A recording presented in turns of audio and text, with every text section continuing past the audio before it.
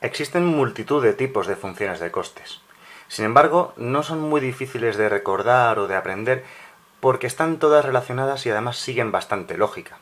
¿De acuerdo? Como suele ser lo habitual, vamos a poner un ejemplo numérico que ayuda mucho a entender las cosas. Vamos a empezar directamente con una función de costes de una empresa. Una función de costes de una empresa la simbolizamos con la letra C y lo que representa es cuánto coste tiene esa empresa, ¿vale? En unidades monetarias. Me invento una función cualquiera. 2x al cubo menos x al cuadrado más 3x más 8. Bien, esta función, inventada ahora mismo sobre la marcha, lo que nos dice es qué coste tiene la empresa en función del número de unidades de x que produce. Por ejemplo, si esta empresa produjese una unidad de x, una unidad de su bien, ¿vale? ¿Cuántos costes tendría? Pues tendríamos 2 por 1 al cubo, o sea, 2 por 1, 2, menos 1 al cuadrado, que es 1, o sea, 2 menos 1, más 3 por 1, 3, o sea, 3, y luego más 8. Así que esta empresa, los costes que tendría si produjese una unidad de x serían 2 menos 1, 1, más 3, 4, más 8, 12, ¿vale? Producir una unidad de x le costaría 12, y así sucesivamente para cualquier valor de x. Bien, esta es la función de costes básica, ¿de acuerdo? Esta nos la van a dar en los ejercicios, aunque también existe la posibilidad de que nos la pidan calcular. Pero esa sería otra cosa, esa sería otra historia, otro tipo de ejercicio. Bien, vamos a empezar ya con los diferentes tipos de curvas de costes. Las dos primeras más sencillas y que se ven ahí, que ya están escritas. La constante, es decir, el término independiente de una función de costes, se llaman costes fijos. Esos son los costes fijos de una empresa. ¿Qué se entiende por costes fijos? Para entenderlo bien, un coste fijo es un coste en el que incurre la empresa aunque cierre. Un buen ejemplo de ello sería un préstamo. Imaginad que tenemos una empresa y que nos va mal y decidimos cerrarla. Aunque tú decidas cerrar, hay una serie de costes que vas a tener que seguir pagando, como por ejemplo el contrato de alquiler. Si es a 5 años, pues tienes que pagarlo durante esos 5 años, porque por eso se llama contrato. El préstamo, tú no puedes decir al banco, no, es que he cerrado, ya no te devuelvo el préstamo, ¿no? Lo tendrás que seguir devolviendo, ¿de acuerdo? Así que es más relevante de lo que parece, sobre todo cuando hablemos de si las empresas cierran o no cierran y de su viabilidad económica, digamos, ¿vale? Bueno, así que el coste fijo es un coste ineludible para una empresa en el que incurre, produzca mucho, produzca poco, cierre o abra, ¿vale? Siempre va a estar ahí. Y la otra parte, la parte que contiene la variable x, estos otros términos que tenemos por aquí, son lo que se llaman los costes variables. Se llaman costes variables porque varían en función del valor de la x, o sea, dependiendo de la cantidad de unidades de x que quiera producir la empresa, pues tendrá más o menos costes variables. Bien, pues ya está, ya tenemos los dos primeros tipos de costes, bien sencillitos y rápidos porque es que se ven directamente en la propia función de costes. Vamos ahora a otro muy importante, el coste marginal. El coste marginal se ve escrito a veces como CMA o CMG, ¿vale? No importa mucho, eso depende de la notación que quiera utilizar cada uno.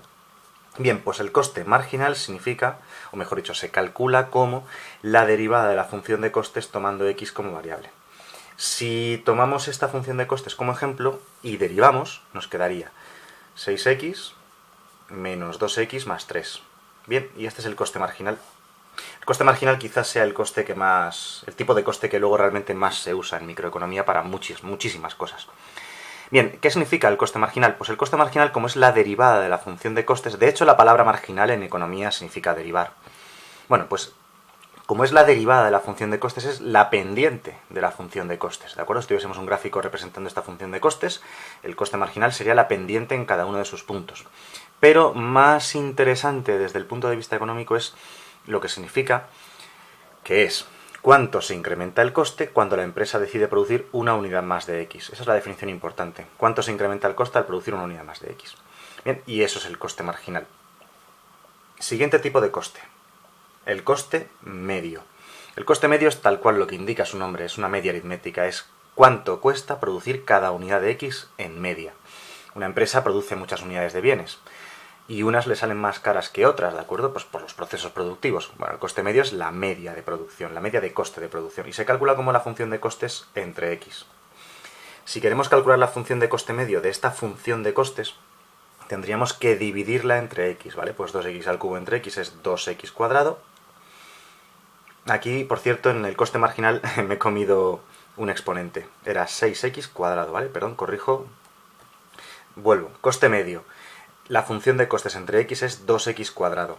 Luego, Menos x cuadrado entre x es menos x, luego más 3, y luego tenemos más 8 entre x, que no se puede operar ni simplificar, bueno, así que ahí se queda.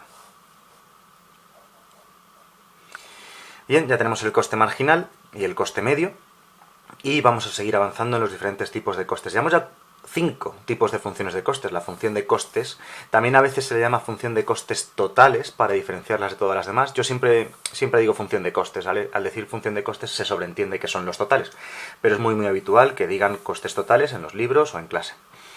La función de costes fijos, la función de costes variables, coste marginal, coste medio, nos faltan dos más, que son el coste medio variable o coste variable medio. Aquí el orden a veces se cambia.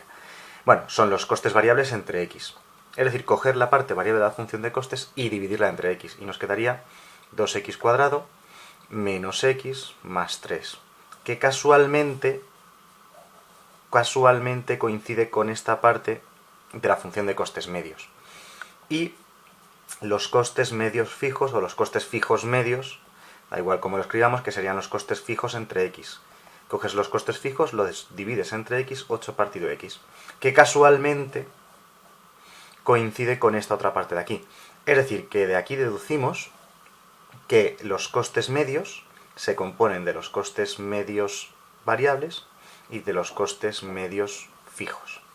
La suma de esto y de esto nos daría los costes medios. A veces también a los costes medios a secas se les llama costes medios totales para diferenciarlos de los variables y los fijos, al igual que con los costes totales de arriba. Vale, a veces veremos costes medios totales. Yo no lo pongo porque se sobreentiende que si solo digo costes medios son los totales. Si me quisiera referir a los variables o a los fijos ya lo diría, ¿no? Bien, pues estos son los diferentes tipos de funciones de costes. En total hemos puesto... ¿Cuántas funciones hemos puesto? 2, 4, 6, 7. 7 tipos de funciones de costes, pero es que estas son todas las que hay. Existen relaciones entre estas curvas e interpretaciones, pero eso lo podéis encontrar en otro vídeo que está sobreimpresionado en pantalla ahora mismo, lo podéis ver, podéis pinchar el enlace y acudir a él para ver un poco las interrelaciones que existen entre estas curvas y además su representación gráfica y, lo más importante de todo, qué implicación tienen con la viabilidad económica de las empresas. Bien, y hasta aquí las funciones de costes.